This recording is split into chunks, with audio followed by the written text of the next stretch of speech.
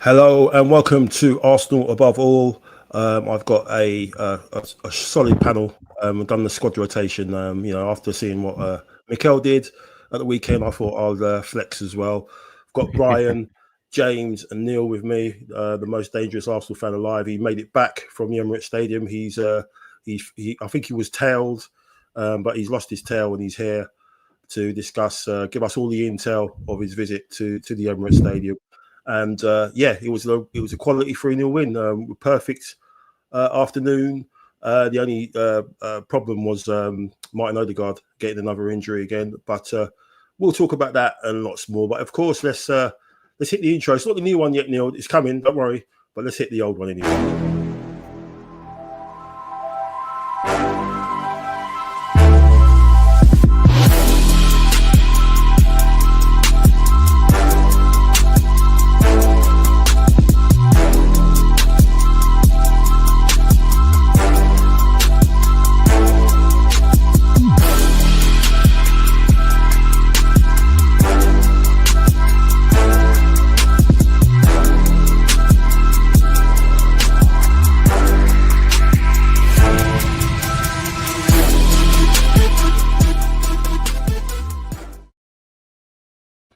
Hello, good evening, and welcome to episode 106 of Arsenal Above All.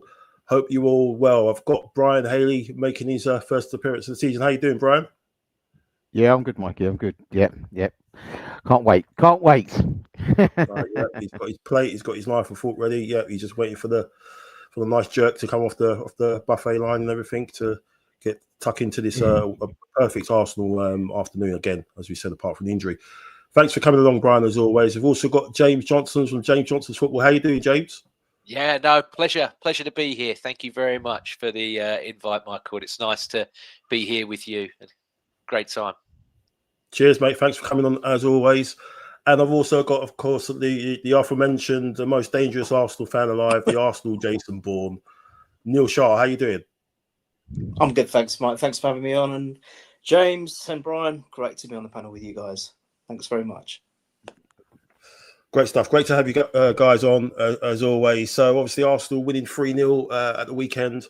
A rebound win, that's what they call it now, after the Liverpool defeat, disappointing Liverpool defeat before the international break. It was very much a statement win, I thought, just the way that we went about it. It's not often that we struggle. Not only struggle with the early kickoffs, but after the international break, and I thought it was quite wary. Obviously, a certain familiar face was back in the opposition dugout, and there was a bit of worries that something may go wrong, or they may be inspired to do something, but it didn't turn out that way. Neil, you were there. We'll start with you. What was it like in there? And seeing the lineup, obviously we all spoke about it pre-game about Eze having to start. He must start. You know, he was on the program. He was on the front of the program. Obviously, he was on front of all the stuff when the lineup came out. What was your thoughts just on that first half performance and just how Eze sort of added a little bit of magic, you know, on that left-hand side compared to what we've seen before with Martinelli and Trossard? Yeah, the atmosphere was good. It was upbeat. It was. I think a lot of people were quite excited about what the lineup was going to be beforehand. We got there before the lineup was announced, and I think everyone was pretty much on the same page that they wanted to see a change on the left-hand side. We got that. I think James had put pretty much that same lineup, apart from Marino. I think was the one that was different, wasn't it, James, on your one? And I think we kind of all, and we all kind of thought, that should be the one that he goes for. So thankfully, when we saw that, we thought, yes, that's great. Wasn't quite sure why Marino was in there, but then obviously I think someone then said, well, because Rice has played, you know, the full 90 or whatever it was for the international, so maybe he maybe just picked up a slight knock, or he's just been rested for a little while. So generally, I was pleased with the lineup. I wasn't too worried. I do prefer Marino at the front, to be fair, rather than in the middle, but that's a different discussion. But apart from that, I was well pleased. And then the first half, I did think initially there was still a little bit of this timidness. I thought we were playing well. And my three standout players, I mean, there's five really, but the three standout players for me were Madueke, Mosquito, and Scooby Doo. They were my three standout players. But I felt that initially in the beginning, in the first half, we still were being a little bit shy for the final product. I just thought, oh no, is it going to be one of those again? But the signs were good, and that's the main thing. And I think what the wingers brought was something very fresh, something that we haven't seen for a very long time. Saka. We can't deny that on the right hand side. But Madueke is different to Saka. He's very aggressive. He's very direct. He's strong. He's quick, and he's got that thing about him where I feel he really wants to do well at the club. And he's almost it's almost a bit of a point to prove after the way he was treated at Chelsea as well, I'd say. So he was fascinating to watch. We were getting off our seats for Madueke. That's how much of an impact he made. But Eze, whilst he's similar but different to Madueke, I think he's a little bit more deliberate, a little bit more thoughtful, but the way he goes past players with ease is ridiculous. Absolutely ridiculous. And I think that's going to be the telltale signs of a difference. I find that Martinelli has dropped off so much. He finds it difficult now. He's very predictable. He's down the line, and then he just comes stuck. And you just feel that you know what's going to happen before it happens, and it does. Sadly, 90% of the time, I'd say. But Eze's very different. I think he's going to link up very well with Gyokeres, and I think he's going to really penetrate down that line and give defenders a lot of problems. But the way he shows the skills to just fly past people with consummate ease is a joy to watch. So I felt that the first half, I mean, obviously, you know, that we did finish off with the goal at the end, but I just felt that we were in control, and it took a little bit of time to really make the impact, but the signs were all good across the whole pitch. No, yeah, totally agree. It was a little bit cagey at the start, Brian, just in terms of, you know, how we were all looking to see how Forest would come out. Would they have the high line? And it seemed like they were getting the high line more and more as the game wore on, as we saw in the second goal with Gyokeres' goal. But obviously in the first half, it was very much, you know, sitting back, having a lot of possession. And this is a situation that we found ourselves in quite a lot last year. You know, with the key issue being us being unable to break the low block. But when, like as Neil said, we had two options. You know, we had you know, two different type of options this time. What does that say to, you know, the squad going forward in terms of, you know, the likes of Saka, who, you know, Madueke was beating people for fun. We've never really seen Saka do stuff like that. It's more of his ball delivery rather than actually beating the man. But what was your thoughts on just on that first half performance, and just how much belief that kind of gives to the squad in terms of knowing that they've got players that can come in and perform at that sort of level? And you know, does that sort of, you know, what's the word I'm looking for? kind of emphasise the actual quality that we've got now. It's not so much on paper now. They've actually produced it against a good side. Yeah, I think it's what you said, Mike. It's regarding the belief. It's definitely regarding to the belief. I think when you look at Eze and Noni there was like a freedom. It didn't look like it was basically Arteta trying to say to them they need to be playing a particular. They just went out and played. And I think when Noni did an interview at the end of the game, he just said, "Look, I'm a winger at the end of the day, and my job as a winger is effectively go out and beat people, get to the byline, and create." It's not, and I don't know if it's something which Saka's not, when he comes back into the team, will we see a Saka having that directness, or do we see a Saka going to be playing a bit more inside? And in that rotation, probably with Madueke, it's a conundrum that is now, and it's a great conundrum to have, but it's definitely a conundrum which Arteta's going to have to look at, because arguably people will turn around and say, well, Saka will come straight in after he's come back from injury. I'm not so sure if we're going to get performances of consistency from Noni. It may be difficult. it may be difficult for Bukayo to get back in, which may not be a bad thing. But we've also got to take into consideration their contracts moving on as well. But that's something obviously we'll probably discuss at a later time. But performance-wise, I think at the end of the day, I think there was, to be honest with you, there was an expectancy, and I think there was an expectancy because it was Forest, the change of manager. It was a game in that sense where, they had one training session. Yeah, with so, because of the national break. So, it was a kind of a game where we had that opportunity in Eze to kind of, do the things we know he can generally do.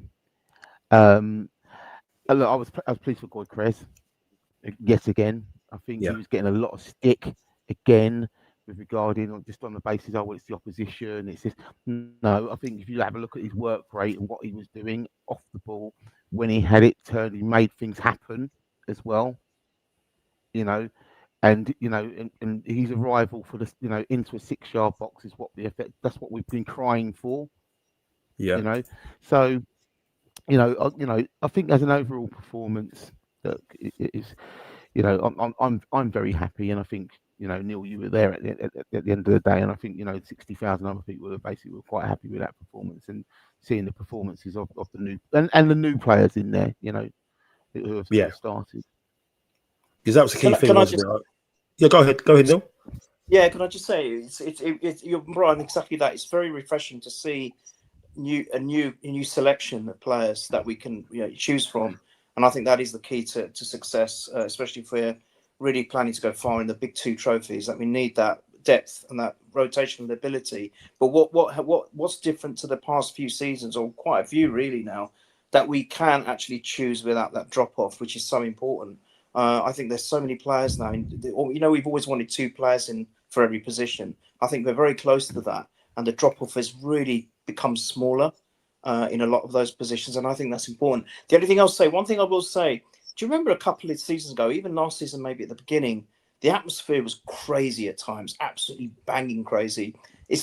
Doesn't have that as much anymore, which is the only disappointing thing. However, they did start playing the drums, I think, midway through the first half or something like that, and that started helping with the atmosphere. But I'm not quite sure why they're not doing it consistently like they used to, which is a shame. So come on, guys. Come on, Ashburton Army. Get the drums going from start to finish. It really helps. Yeah, it seems like they still got the numbers reduced from what they had in that, was it 22-23 season. So it seems like the numbers are still kind of low compared to what it was before. But yeah, thanks for that, Brian. And what about yourself, James? What was your thoughts? Just overview on the performance, and just the fact that the squad depth is just so visible now, and everyone can kind of see it. It just wasn't the actual result, was it? It was the actual showcasing of this amazing squad depth that we've got. That people actually came on and the level didn't drop. When Yeri came on, played a really mature game, I thought, and knew when to let it go, when to run with it, when to run, the third man option, so he opened space for other people. He was actually playing for the team. It's getting like, I think Brian mentioned with Saka. I mean, it's getting to a point where there's 2 games now, home games now, where Odegaard's gone off, and the team's performance kind of just continued and kind of improved without him. What was your thoughts on that, and also just the actual performance and what it means for us going forward, really? Yeah. So if I can be slightly greedy for a sec here, I can answer it. I can break it down in sort of 2 different ways, which both to me show a positive. The first one I will use is if I was to say to you last season, we're going to have no Saka, we're going to have no Havertz, and then Odegaard's going off. All 3 of us here, 4 of us, sorry, me included, we're panicking, aren't we? No Saliba as well. Sorry, forgot to add it. We're all going, oh, bloody hell, what are we going to do today? And at the weekend, regardless of what they've said about Nottingham Forest, he only had a day to bed him in and whatever, they're a good side, and they've been further strengthened with what they've done in the transfer market. Might not have been players that Nuno wanted, but they're a good player. When you've got Douglas Luiz sitting on your bench, he was a player that a couple of seasons ago, if you told me Arsenal were going to buy him, I'd have been over the moon. I wanted him. I was chanting that we're going to sign you in the morning that day after he scored that corner against us in I think it was a Carabao game. I remember he was linked, weren't they? They were like saying he could be an Arsenal player. So I was behind that bench, the Villa bench, with Gerrard and the guy who's got hair longer than me, and I was singing we're going to sign you in the morning. That's what I was chanting it, trying to see if they turn around and say we're going to shut up or whatever. But yeah, it was quite funny. But no, I think it was amazing. 5 new starters, and you didn't notice a drop off with all 5 of them starting. And then what I also like as well, Mike, and I've brought this up, so if there are people that are in here that have watched me on all the podcasts that I do, because I do get around, but I'll repeat myself again if they haven't. I've seen positive signs in Arteta. The first game of the season against Man United, he used all 5 of his subs. Liverpool, he only used 4, but in this game and Leeds as well, he used all 5. So the biggest thing we've always said is when he has the small group, it's that he doesn't trust every single one of them fully. Yeah. So there were games that were screaming out for us to change, but you knew he wouldn't because he doesn't trust what he's got on the bench. Now, I don't know if that's because the man on top has said, I'm getting you all these and you use them, or it's actually him and top as well. Whatever it is, regardless of what reason it is, I couldn't care because he's doing it and we're benefiting from it. And I think that shows a massive, massive change. And what I liked as well, just quickly, like you said there about Nwaneri, he could have easily have moved Eze inside and brought Martinelli on or Trossard on to be safe. But he made a point of, no, Nwaneri is my Odegaard backup, and he made such a big point of him signing that new contract that I was really glad that he did back him. And I know a lot of people said about Nwaneri on the day, giving the ball away, doing it, but he definitely ups our tempo when he does play. Oh yeah, and I don't mind that he takes more risks. I think Odegaard, where he's been injured and he's a bit scared potentially of more contact and getting injured again, but also just where his confidence has been completely shattered the last season and a half. Odegaard, for me, at times plays safe.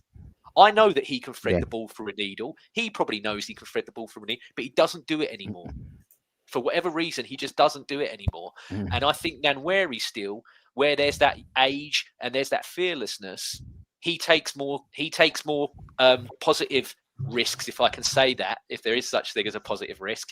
But yeah, he takes more risks and tries to up the speed and the tempo of the game. Plus, he had a few pot shots that were unlucky as well. There was the one that nearly hit the Hubble, but there was the other one where it was on the turn, weren't it? And it only narrowly went wide. It was that's what I like about him. He's not afraid to have a go. So yeah, I'll wrap up my synopsis there and let the others join in. No, you're just spot on. It was great to just see a mature performance from him, and again, he was just doing the right things. And I think for all the criticism we've had with Arteta in the past about giving him games and everything, he just seems to know what he's doing, the way he's blooding him. I think seeing what Max Dowman's doing as well is giving them a little bit of a got him more focus as well. Seeing that there's his kid just doing a madness, who's probably gonna end up getting the Champions League record tomorrow if he comes on for even a couple of minutes. I think he will go down as the youngest player in Champions League history. So there's that as well. But yeah, a couple of shout outs as well to obviously David Raya, who got his 100th appearance, was his 42nd clean sheet as well, which is nuts. And also Trossard as well, coming on and getting. I think he's got 50 GNA since he joined, and the only person that's got more GNA than him in the team is Saka. So that kind of gives you. I think Saka's got 71 or 70. In the time in 70 GNA in the time that since Trossard joined. So since then, Trossard got his 50th at the weekend. So even though he's kind of frustrates a lot, the guy does produce. He does. Yeah. He does. But we've always said this, Mike. He's brilliant off the bench, but he doesn't he thinks he's a starter. That's the only issue. I mean, these days, unfortunately, you don't get. I hate comparing him because I can't abide the guy. And when he got Sol Campbell sent off all them years, but there ain't people like Ole Gunnar Solskjaer anymore. That's like, I'll sit on that bench, and when I come on, I'll do something. All these players now want to play, which I can't begrudge them. Of course, you want to. If I'm a Premier athlete, I want to play every week. But sometimes you got to look at it and go, no, I'll come on, I'll get an assist or a goal, and I'll take the plaudits then. But sadly, that player doesn't really exist anymore. Just a question on that, Mike. Just a question on that, and on the back end of James, with regarding to sort of like the signing of the new contract, then, because ultimately he could have left and played somewhere. Has he seen then the picture in front of him, saying, "Look, I'm not going to play necessarily week in, week out, but I could be a part of something," and that's made him stay? I hope so, Brian. I think, sadly, it's going to sound horrible, but I just don't think there was no market for him. That's which is weird because you'd think, like Mike said, underneath Saka, most goals and assists in our team, you'd think people be screaming out for a player like him, and they'd be looking at those stats as well, wouldn't you? Exactly, you'd be looking at those stats. So, but it's quite an interesting one to kind of look at, isn't it? Really, when you think about it, because you're quite right with what you're saying with Trossard. It was like he feels like he's a guaranteed start. He should be a guaranteed starter, but then to sign a contract for a couple of years, and then as you said, it may not be a market, but he might have also seen a picture there in front of him that maybe that I could actually win the things that I should be winning anyway, elsewhere possibly.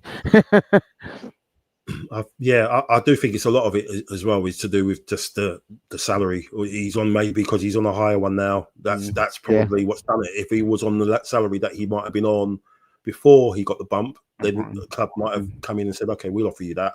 Whereas now it's like, well, we've got to offer you more than what Arsenal will put you on now. So I think, you're right. I think it is the market, because obviously with those numbers, again, all the stats guys and they look at all that stuff and they'll see that if he's behind Saka, considering the minutes that he has and the amount of games he starts, then it's pretty special in terms of that. But no, fantastic day's work really. Gyokeres getting a goal. People saying nonsense that he's playing like he's wearing jeans and other nonsense like that. People just having a go at him because he plays for Arsenal. Obviously, just happy that he got on the score sheet again. As you said, Brian, I thought he was a lot more involved. He played a lovely ball around the corner in the first half. I think he played it to Eze, and he broke through, and then he kind of linked with Eze on the wing in the second half, didn't he? Where he got that shot from Madueke's pass, where he literally almost obliterated the goal. I was having flashbacks to days played at Hackney Marshes. When the goalposts and everything all go crumbling down and the net falls in. And everything. I was thinking, just like, bloody hell, what are you doing? But yeah, so I'm glad that he's scoring. He's doing his job. That's all you can want from him. Jake Hill, thanks for the comment. He smashed him at home last term. Also, I was talking about Forest. The acid test is City next weekend. That would tell us a lot because they're going to want revenge from last season's humiliation. Yeah, That's right. And Steve, right, Steve, Trossard will get enough game. I think he means game time. Yeah, I think as it stands, we've got a squad strong enough to compete across all competitions. And I know Neil's been screaming out for a quad, so he might actually get his wish the way things are at the moment. And so Stephen also say Gyokeres will get stronger as the season goes on. Yes, I think so. He looked a lot quicker. And I think the 2 games he played for Sweden would have helped with his fitness, getting his fitness along. So where you look at Isaac not getting that many minutes because obviously Liverpool are worried about him, maybe get back to fitness. Maybe they could have done with him playing a few more minutes in those games. I think Gyokeres playing would have done us a favour as well. Just him getting his feet on the ground and making runs and getting his fitness up, and he did look a lot more lively, a lot more quicker on the ground. I think you was there, obviously, Neil. I don't know if you had a good close up look at him, but yeah, he's going to score goals. Amount of times over the last couple of years we've seen people play balls across the box like that, and there's nobody there. Havertz is on the edge of the box or on the right hand side, and no one's there in that position. So I mean, the goal. Sorry, Michael, but the goal he scored fits what we want. That's exactly what we've been crying out for. That's a proper centre forward striker's goal. And what makes me annoyed is what you said earlier about people saying he playing with jeans. 3 out of the 4 goals he scored have been out in open play. Yeah. It's not like he's got 3 penalties or anything like that. And then the fact that he's only going to get stronger. James said it on the Purely pod. He goes, I think he's going to get 20, 25 goals, and I believe him. I completely am with that. I think he will. And 2 of them are coming on Saturday. Yep, fingers crossed, Neil, and hopefully you get a couple more tomorrow night as well. That'd be lovely. A lot of people have been talking about Zubimendi as well, just about his, him not being strong enough and not offering the same kind of security that Thomas Partey, would give us, in the midfield, James.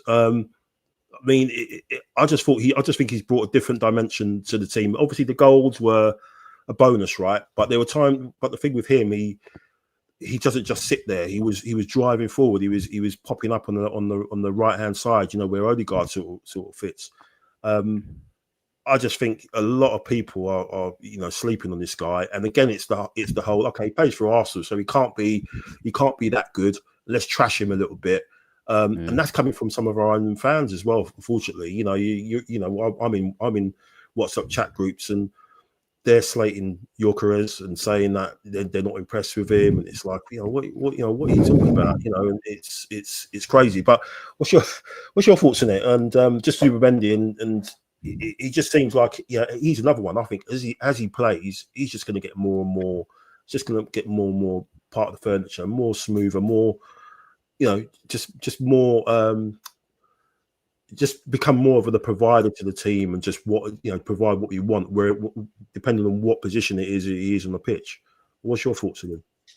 Yeah, no, I mean, I went on podcasts last year, and they were calling me every name under the sun, saying that my head needed to be checked and everything else. Because I said about not giving. This was before everything that happened. We won't go into that, but I said I wouldn't renew Thomas Partey because we knew that Zubimendi was coming in, and I said to him, give it 5 games of the next season, and you won't even remember who Thomas Partey is.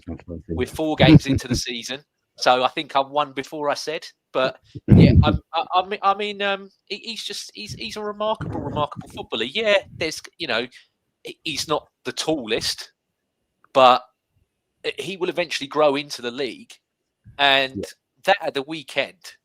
And I know that they're all trying to find deflections galore. I think it hits the keeper. I know they've said that it hits Murillo, but I've watched it back so many times and I still can't. To me, it looked like it hit the keeper in the chest or the shoulder just before it went in. But regardless of that, the technique in itself shows you how good of a footballer this guy is. To have the audacity to try and pop that from there on that, with that level, at that speed and angle, shows how good of a footballer he is. But also, his header was really good as well.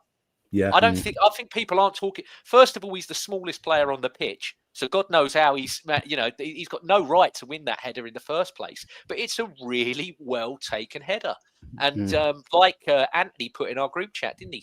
That game there is accounted for 17% of his goals in his whole career. And I hope he scores more, because I thought we were buying somebody that's going to mop up and help dictate play and play passes over the top into our players, or through the lines. But he scores goals, he scores bangers as well. So I'll have some of that. It's a 2 for 1, isn't it? So you can't moan at that. He's giving you more than what you've paid for. So yeah. I think he's a fantastic player. And just quickly, what you said there about Gyokeres, Mike. There's other strikers that have been signed in this league that couldn't find their arse with 2 hands of the map, and yet this is the one that's getting the most, critique from people. I think you should take a look at the players that you've signed for your own clubs first before you start coming out and criticising Arsenal's ones. That's all I'll say on that one. Yeah, true, very true, very true. Got a couple of more chats. At least Gyokeres can put his jeans on that he runs in. These guys, they can't even. Do you know what I mean? How you doing, Melvin? He says, can Zuba Metronome be an upgrade on Party? Yeah, he's turning out to be. He already is. Yeah, he already is. Steve, Zubi adds a lot more to our team. He will keep us ticking in tight spaces. Yeah, and so Miles should be learning from him. He wants to play that position in the future. Yeah. Interesting what's happened with him this season. Bit of a slow burn for him, maybe. Some people are wary of where's he going to play. He came on, didn't he? And he kind of did that usual holding on to the ball too long and buying a free kick, which he tends to do. And trying to maybe need to try and iron that out a little bit. So yes, a fantastic day's work. We went top. We've got 9 points. Liverpool obviously I've got 12, obviously ahead because of that last minute penalty they got. Which it's amazing what they're doing at the moment. The last minute winners, but let's see if that lasts. All we can do is win the next game, isn't it? And obviously, we're in. The boys are in Bilbao now because of obviously we got them tomorrow in the Champions League. I think Nico Williams is injured, so at least we're not going to be facing him. Not that he did anything in the pre-season game anyway. I think his brother's probably better anyway. So it's going to be interesting to see what they do and what the lineup will be. I was talking to you guys in the chat, and I'm thinking he probably will stick with. I think he will stick with Marino and play with Marino and Zubimendi, and then stick Rice in. So he moves Marino over to the right hand side and keep Rice in, because I just think it's the Spanish. They've played against Atletico Bilbao how many times? They know the atmosphere. They know what it's going to be like.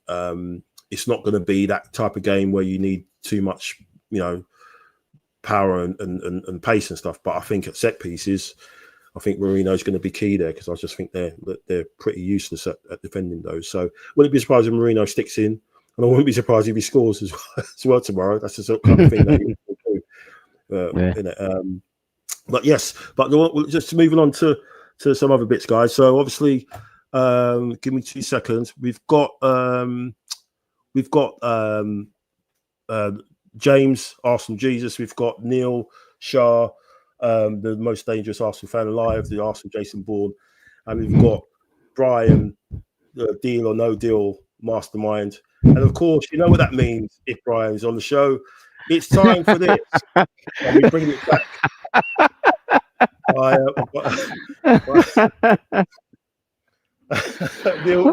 And I thought I was being repeated on TV a number of times already, and now I've got to still. I'm on ITV quiz. I'm on ITV too.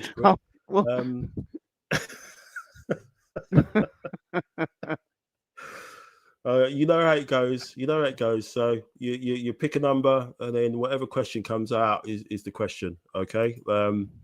If it's a duff one, then we'll just get you to answer another one. So, starting with the age before beauty, we'll start with who should we start with? I can't start with me. So start with Neil. Neil, what number are you going to go for, mate?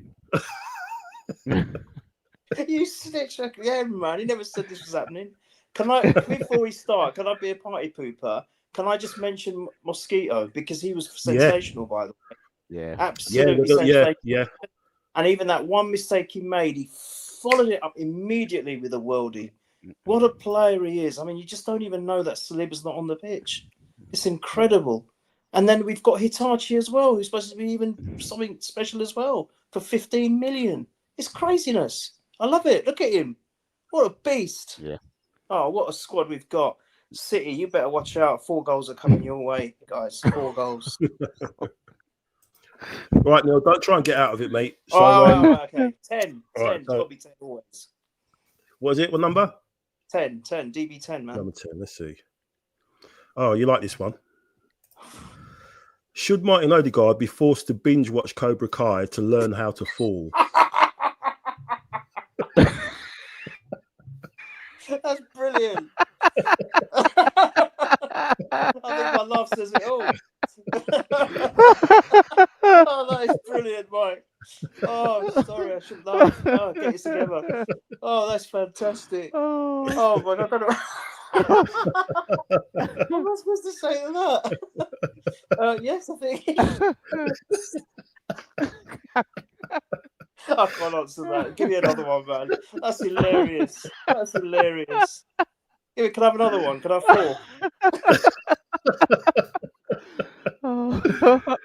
You want to do that one, yeah? Oh my God, I'm sick. Oh, dear. You want to do that one? I'll let you do That's that so one. funny. Oh, We need to get that at the end. You know, instead of That North is London so forever for a funny, game, Mike. we That need is to put on the brilliant. old "You're the best around," don't we? We need that to come out one game. That'd be so good. That's the best ever quiz question I've ever seen in my life. Oh, dear. All right. Do you want to do number 4, Neil? Yeah. Okay. It's a more serious question now. Are there any positions that still look vulnerable in the squad? I think it's too early to say. I'm Okay. gonna go out on a limb. I think so far from what we've seen, I think we've been fairly strong. You know, you got Timber on the right back. He's incredible. The centre backs speak for themselves. Calafiore, I think he's been doing a tremendous job on the left back position. Then you got this midfield. Zubimendi looked incredible on the weekend. I said on the Pewley Pop, he's the Federer of tennis. He's just such a beautiful player to watch.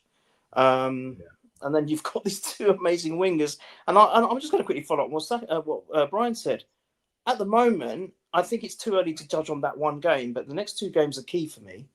And if he sticks with both Madueke and Eze for both games, and they both do really well, and they continue to do so, I'm sorry people are going to kill me for this, but Saka doesn't get in the team for me.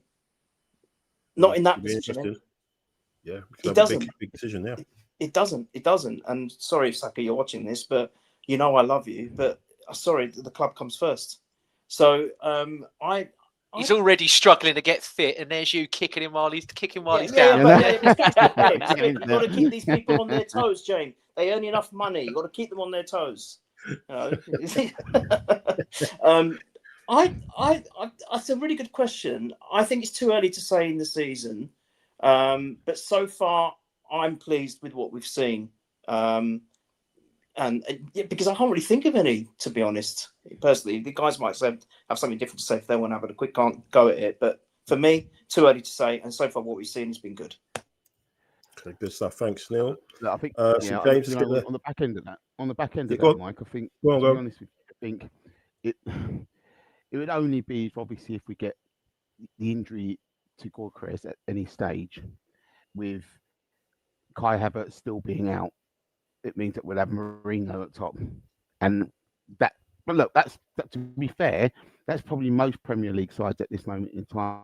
If one of them centre forward goes down, other than probably Liverpool with Alexander Isak and then Hugo Ekitike.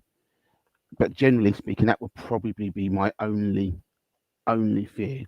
But then we've still got Jesus to come back as well. We don't know what's going to be. He's going to be like, how eager he will be, how useful he will be for us in the latter part of of this season as well.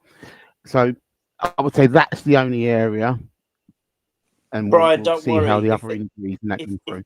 Brian, if that happens, don't worry. The Calafiore will stick him up there. Yeah, ridiculous player. Ridiculous player. Yeah, totally agree. So over to you, James. Yeah, so in honour of it being my birthday in 3 days, I'll go for 18. I'll do because of the 18. Okay, so interesting. Pascal Segan. There we go. Segan. Yeah, Segan crown a question. Can Arsenal balance competing on multiple fronts without burning out? Oh, what a question. That's a banger. Again, it all goes on to what the manager's going to do for me, because we've seen where he leaves people on too long, or he plays people that are carrying or have niggles or knocks. So it all depends on that. But like I said earlier, there's definitely signs in improvement in himself that he's learned. He's taking players off early when they need. Gyokeres and all them people were going, "Mal, why is he coming off?" Great decision. Great to see. I backed him on everything at the weekend that he did there. Get him off, save him for another day. And that's sort of what I hope happens tomorrow. Like you said about, we were talking in the group. I did all of a sudden see Ben White's not fit again. I know Stephen, like me, is going to be gutted about that one, because I was throwing him in tomorrow. I was going, get Ben White, save Timber for Man City. Don't play him. Have him there on the bench, but don't play him. And seeing that he's got injured again somehow, I'm like, oh, for goodness sake. So you're going to have to probably play Timber or a Mosquera there and see what we could do. But yeah, no, at the moment, I've got no problems with it if he can handle this rotation and the subs and it. You get 5 now for a reason, so use all 5. Yeah, 100%. No, good stuff. Over to you, Brian. 16.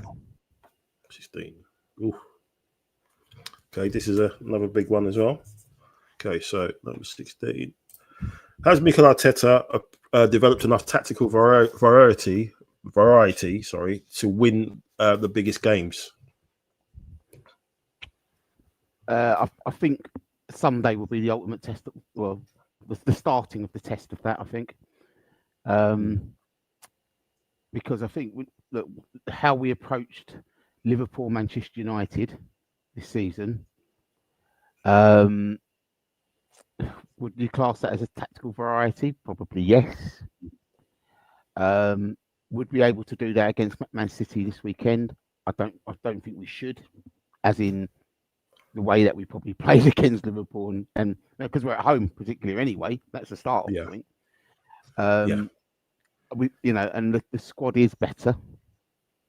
I think it's quite weird. I'm actually kind of looking forward to Sunday's game for the first time against City, because I think it will be, just a better, just knowing that pound for pound and players that we've probably got better players than them,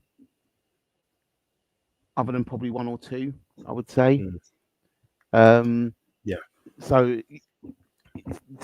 I think it tactically in this game, I think the City game, I think, look, we're at home, we can be progressive, we can be aggressive.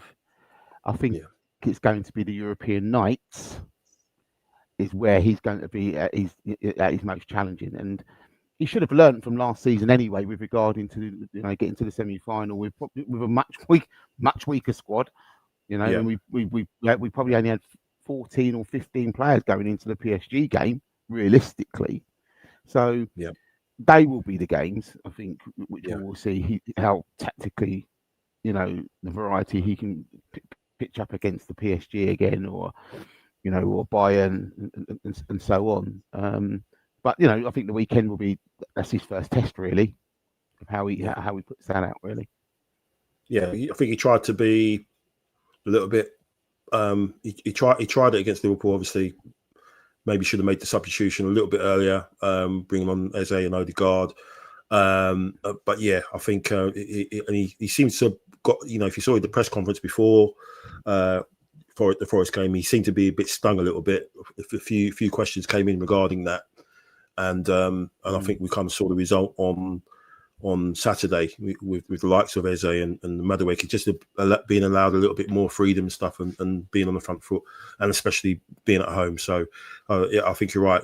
This is a next run of games. Obviously, Champions League, got to get off with a good start. You got to get off with a win. I know last year it was Atalanta, wasn't it? We were away and we got a draw there. Didn't Raya pull off that mad double save or whatever?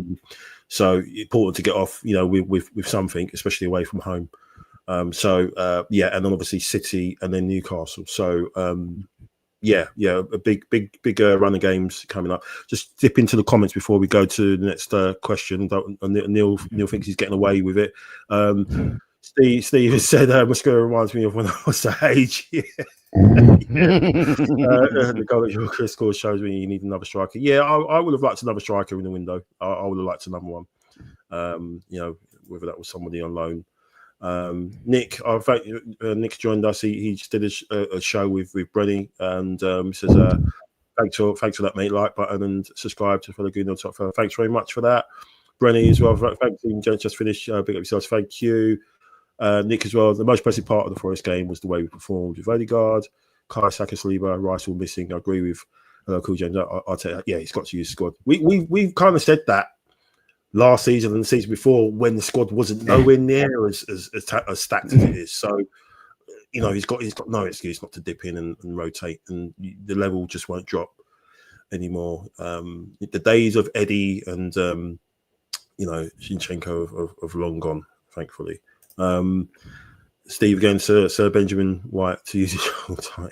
Going back and forth with Dominic Blanco and Nicky Gale. I just want to see Arsenal play with the handbrake off and be such to me rather than contain. And exactly that.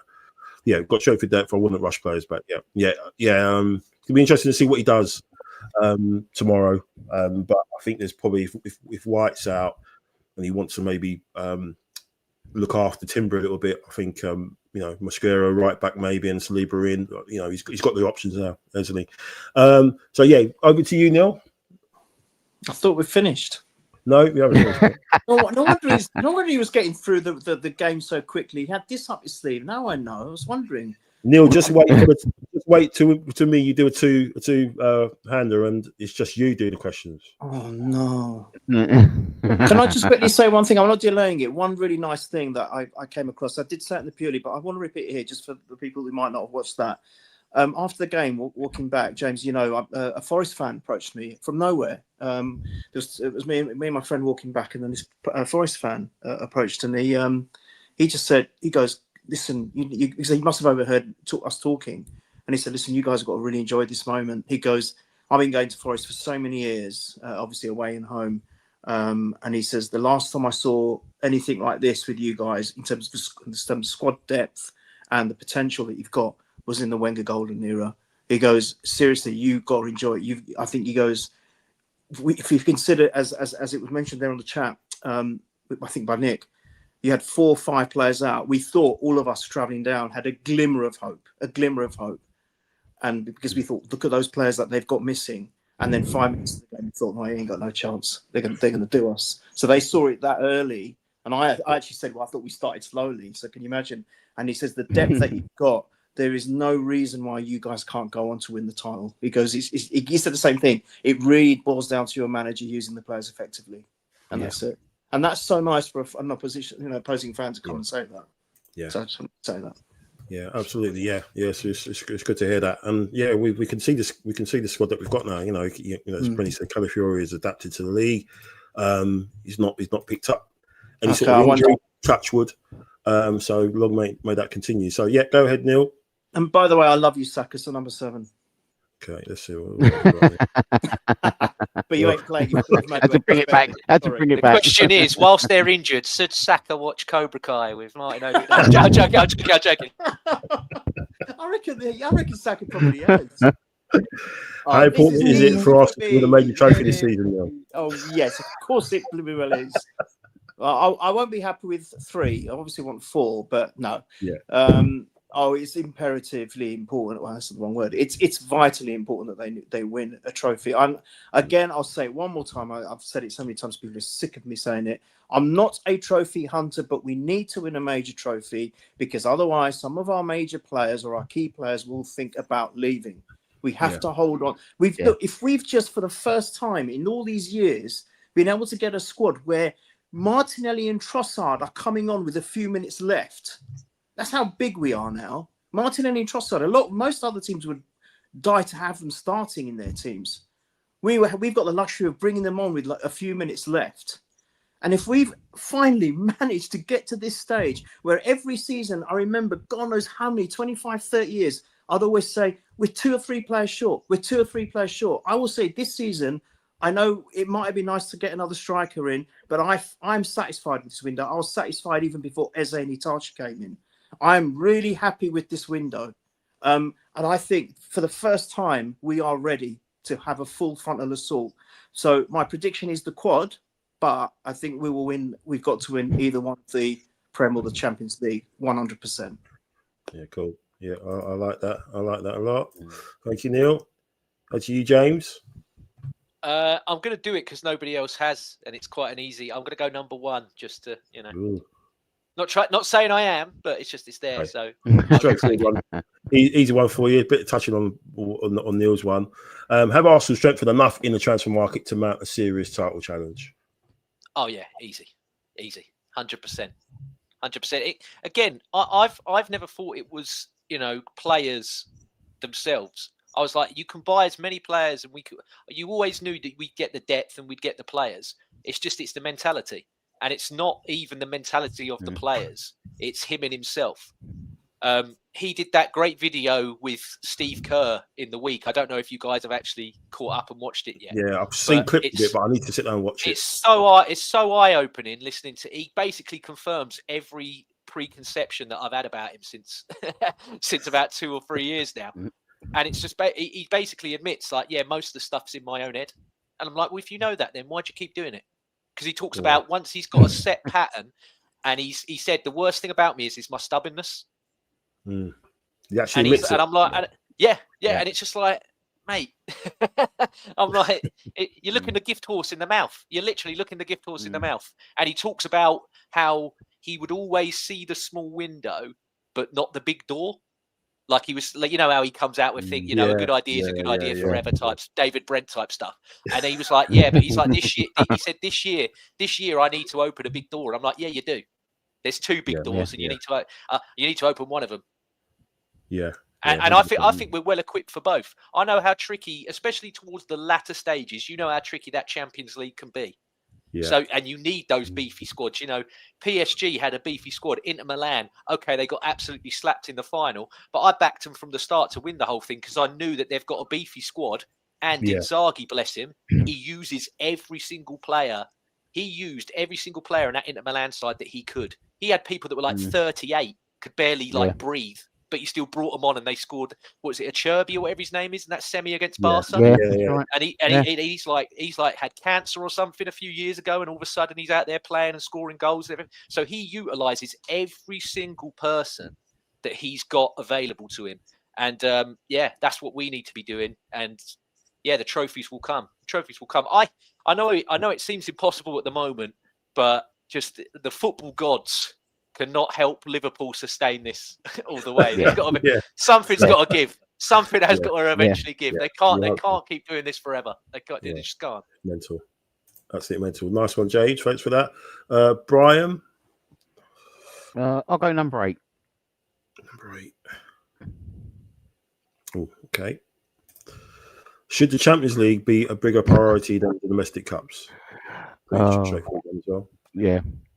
And it's something we've actually spoken about already, and I think we spoke about on one of the pods before, Mike, and said, for me, I'll be my priority would be the Champions League, and that's just as a fan. It's because you're not seeing it. 2006 still burns with me. Yeah. To be honest with you, it still burns with me now. It still burns at the fact that even Tottenham got to a Champions League final. as well Yeah. in recent times. So from yes, we haven't won a league title for 20 odd years. Yeah, great. I totally understand that, but we also did an invincible season, so I can live with that as well. But a Champions League is for me. It is the bigger priority. I think we can.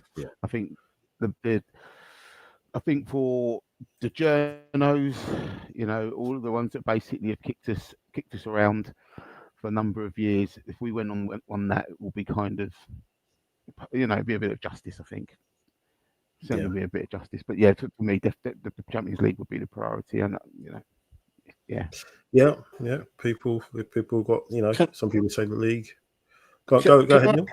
Yeah, I completely agree with Brian there. I just want to say one thing though, in terms of the FA Cup, we've been diabolical since we won it with Arteta.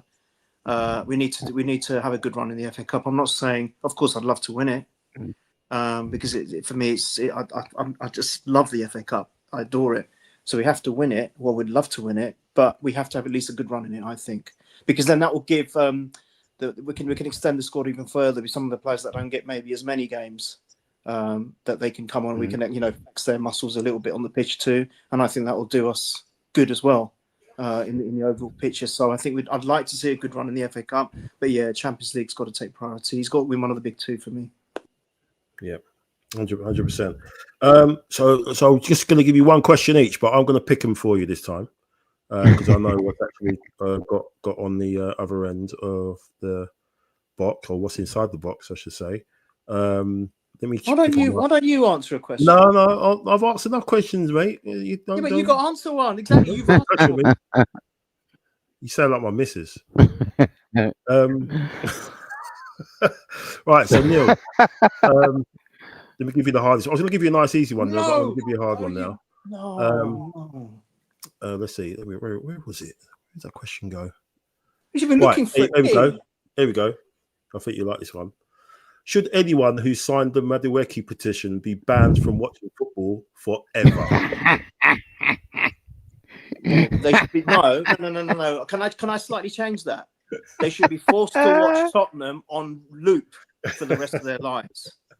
They should just be forced to watch Tottenham. Last season's Tottenham. Over and over again. Matchsticks open, pump them full of adrenaline so they don't fall asleep, and torture them and sit them all of them in their toilet stadium. Just sit there and you watch that for the rest of your lives. Because it needs to be like that bit in what was the Hannibal film where Philip Seymour Hoffman's tied to the chair and is it Ray Fiennes with a tattoo? And he's like, "Do you see? Do you see?" He's like torturing him, making him watch the telly. Yeah, that's what they should be made to do. That's it. Oh, nice one. This one's for James. This is about. Give me a second. Should we be worried about the possibility of the Valencia president parking their team bus across the runway, refusing to move it until we cough up more money for Christian Mosquera? There's probably going to be one or two extras added in there, but yeah, no, he can park as many buses as he wants. I mean, I will say, I did after watching that game Saturday, I thought to myself, oh my God, Arsenal have committed one of the heists of the century here. We're like the old, great train robbers or whatever. I was like, this is fantastic. But then I watched the West Ham Spurs game and I saw that goalkeeper and I went, Leicester must be, they must be dancing in that room. You know the bit in Scarface where Push It to the Limit's playing and they're all just counting the notes and it's going like. Da, da, da, da, da. I thought I was like over in Leicester or Thailand, wherever the owner. I think they are from Thailand. I'm like they're somewhere in Thailand or whatever, just counting all that. God knows how they got 20+ mil for that goalkeeper. Yeah, he can't catch a cold, let alone a football. He's dreadful. He's absolutely awful. No wonder they signed a 40-year-old Fabianski again because he is shocking. But no.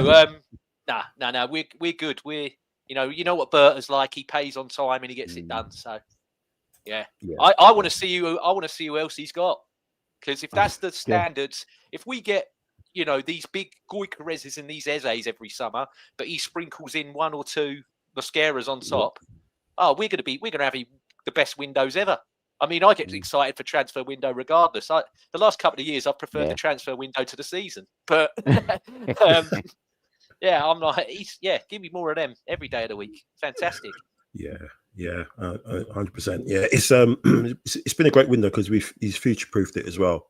He's not only just dealt with the now. Yeah. Obviously, Mosquera, that's someone's going to be around for a long time.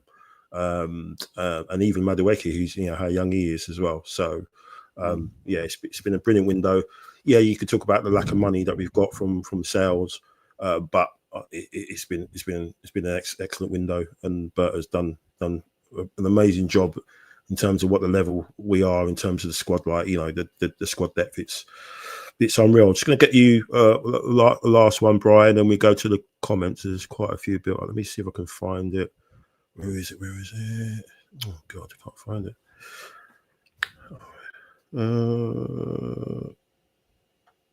Okay, you didn't answer this one, Neil. So I'm bringing this up again. You didn't answer it. So is that a yes or a no? Should he do that or not? What? Seriously, you want me to answer that? Why'd you bring this back up again? Find Brian's question. Oh God. Yes, he should. 20 times. Watch it 20 times over. It shouldn't take long. Cool. Right, here I found it. So Brian, which player is most crucial to Arsenal's hopes if they stay injury free? For me, if I was to answer it, it's like that's a very good question. It's a tough question, isn't it? Tough one to answer. I've got mine straight away.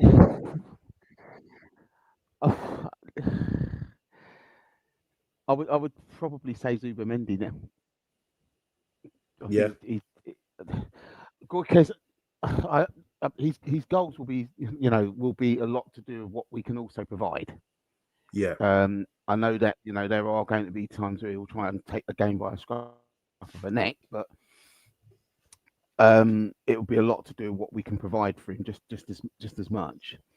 But I think Zubimendi kind of just keeps us ticking. I think that it gives that protection which people don't. Well, most of us do notice, but not a lot of people do. I think if we keep him fit for the majority of the season, I think we will go very far in most of the competitions that we're in. Yeah, I agree. What about you? I'll go to you both. James, what's your choice? Yeah. It's Gabriel without easily Gabriel. Yeah. He's gone up a level now for me, where I went from thinking we had, I already think we got the best two centre backs in the league, but I always thought Saliba was Gabriel last season, even now he is the best in the league for me, and he's becoming even more important with Odegaard obviously being out, and we don't know how long that's going to be for. Gabriel's the captain now, and I think the minute he has that armband on for a sustained period of time, you're going to see him go up an even higher level. He's going to relish having that armband on like you wouldn't believe. Yeah. So, I think if something happened to Gabriel, I would, I think we'd be screwed, because I know we've got a plethora of left-footed centre backs that can go in there, but they're not that guy. I know as much as Odegaard, we've all spoke about it. I know as much as Odegaard wears it, but we've always said Gabriel and Rice are the actual leaders. Yeah. He's just the one that's got the armband on. Well, I think he's going to take that responsibility, that baton off the captaincy, and he's going to run with it. And hopefully he'll be like an old number 6 that used to be captain for us, that we used to see lift trophies at the end of the season as well. Yeah, be lovely. Be nice to see. And Neil, who's your choice? It's funny how it probably would have been, if I'm not wrong, all three of you, time and time again over the last few years, we would have said Saka, wouldn't we? Yeah. Time and time again, we would have just said Saka. Saka would probably be one of the first players to come off our roll off our mouths. But I can go with the past player. Can I go with Glenn Helder, please?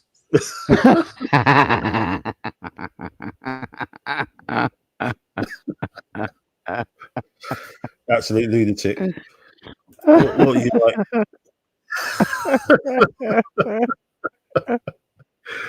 Oh dear. You could have gone Nelson Vivas. Come on. Don't say that name. Don't say that name. Oh my God. I liked I it. still It was I will still wake up in a cold sweat with that Hasselbank goal, Ellen Road, when he just didn't even Oh, know. don't Melvin's in the chat. He was there. He's my been living. God. Yeah, he saw it live. He absolute kind of clown. buy. It's him versus Absolute Van clown. Bronckhorst tomorrow night, isn't it? Huh? I think Atletico versus Liverpool. He's Atletico Madrid's assistant. Van Bronckhorst is it? Yeah. It's Yeah. gonna, Yeah. you know, if it kicks off, I'm back in the Atletico bench over the Liverpool one. By the way, Slot likes to have Slot likes to yell at women, so he's, you know, he's a nobody to me. So just go through some of the chats, and Nick's added on to that those nice words from the Forest fans about enjoying it. I saw something on Twitter as well.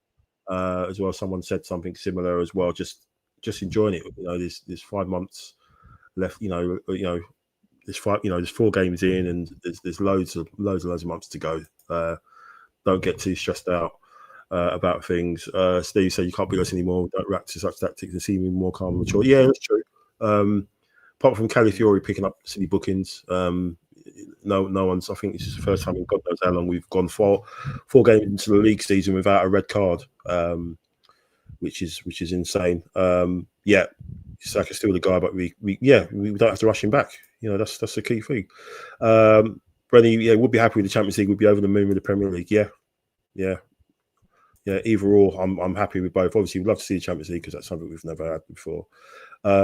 Nick, I expect us to compete. Trophies hard to get, lots of competition, but winning is needed for the squad to continue together. Yes, because we need to land something, because people will, are kind of thinking in the summer, looking ahead and not wishing the life away, but you're kind of thinking what could happen if we don't land anything, especially with a certain French defender and Madrid. Streets no supping right. This is a family show. These two, I don't know what about. Winnie Silver needs to become again. They all count when we look back, and rewards the squad for their efforts. Yep. Thanks for that. That's down to Brian. The format, that's because of his amazing efforts on the when he appeared on the show. Deal or no deal. Champions League can be a priority, but domestic cups are a bonus. Everybody loves a day out at Wembley. Yeah, that's true as well. Yeah. It's a fact that we haven't even got to a final or had a day, a day at Wembley for a long time, and that's the thing. You've seen teams much worse than us lift trophies, and it's just just because City aren't are there doesn't mean that we can't win anything. When trophies give something to build on, and we should aim to win them all. People talk about a squad. Remember Chelsea spent and brought all the players, and even Forest 55-54. Yeah, they have pretty much. Yeah, and agreeing with you, James, Brenny, with Gabriel. Yeah, it's been he's key, isn't he? He's key. Yeah. Talking about the long drive.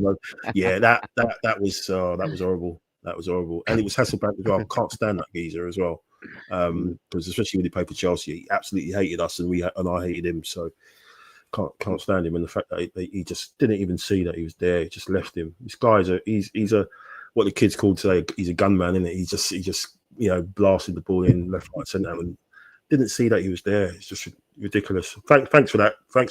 Who brought up Vivas? Was it you, James? No. Oh, you do. What are you doing, man? Yeah. I've got enough Arsenal PTSD that I don't want to bring. I don't want the Nelson Vivases. Your Stefanozes. I don't want to talk about any of them. Yes, so we finish with Mr. Jigan. Yes, please let's have no more injuries. Yes, that's it. Let's hope we can get a bit of fortune with that. Even though we've got a few injuries at the moment, is crazy. But what a show! Thanks very much, guys. I really appreciate it. And always appreciate your time. I know we've gone over a bit tonight, but I just thought it was important to get you guys on and to just talk about a really good performance. And despite the Anfield defeat, it's been a good start to the season. I think the new players have definitely brought a new dimension to the team, and it's got everyone kind of talking and a bit scared, which is nice to see. People often do these little these creators, Arsenal are scary and all that stuff and everything, and we are, and let's hope it can carry on. Yeah, thanks very much for the good words. Yeah, thanks for that. Hopefully, Steve. Just fingers crossed. We continue. Thanks very much for your time. Thanks for all the support. Really appreciate it. James, can you tell everyone where they can catch you? Yeah, if they just hit what's in the little picture there at LL Cool James 91, and then all the links are on my Twitter page. But yeah, just James Johnstone Football on YouTube. Thank you very much. It's always a pleasure when we have you and Neil on and Melvin that's in the chat. I need to get you, Brian, and Stephen on. I haven't done that yet, so we'll sort that out one point this season. But yeah, and that's just anyone that's in the chat. If they want to follow me on there, if they don't already, and they want to come on, by all means, send me a message. And you will be vetted first, but yeah, you're more than welcome to come. You're more than welcome to come on. If I can get through that, anyone can. Trust me. To be fair, it's mainly people that will say yes. So that is the vetting process. Will you like to come on? Yes, I will. You're in. It's not hard. It's not a hard thing to pass. So. Neil, thanks, James. Neil, where can they find you? Well, they can't find you because you're the Arsenal. I'll be in a dark alley somewhere if anyone wants to come and join me there. Yeah, you won't be able to find him. He's going to snap his SIM on his mobile in a minute as soon as he's logged off, and you won't be able to find him until. Before you finish, we are winning both the next two games, aren't we, guys? All of you. Yeah, I think so. Good. I think the City game's going to be a good one because I think they're going to want to try and play, come out at us. I think like someone mentioned in the chat.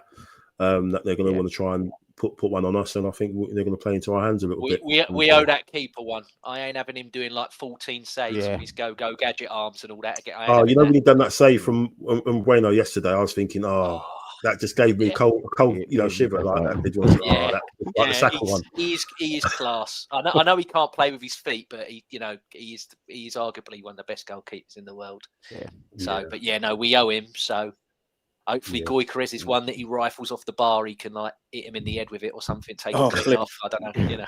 We'll see. Well, he scored a hat trick against the last time he played against them, so we'll have that again. That'd be nice. But thanks for that, Neil. Thanks, James, Brian. Obviously, people can catch you on the repeats of Deal or No Deal. ITV quiz at this moment. Yeah. Well, look at him. Banking the banker. Yeah. No, thanks for coming on, man. It's really appreciate it, and really appreciate all the time that you guys give me. Really, I know it's time is everything these days. So thanks very much. Thanks for all the support. Thanks for all the chat messages. Really appreciate it, and really fun stuff. Glad everybody enjoyed it. We'll be back probably Monday night. Hopefully talking about two wins, as Neil said, again, tomorrow night, and against City as well. Hopefully silencing or making that robot malfunction again, like we did last time. And hopefully just kick on to. Have we got a game after City? Have we got the? Yeah, Port Vale, isn't it? Yeah, Port Vale and then Newcastle. So, another packed week, 3 games a week again. So, we'll be back on Monday to review the past 2 games. So, thanks to everyone in the chat. Really appreciate it. Obviously, if you like it, please share with your friends, you like-minded Gooners. And, we'll be back on Monday. All that's left to say is come on, you Gooners. Try and catch Neil if you can. And we'll see you next week.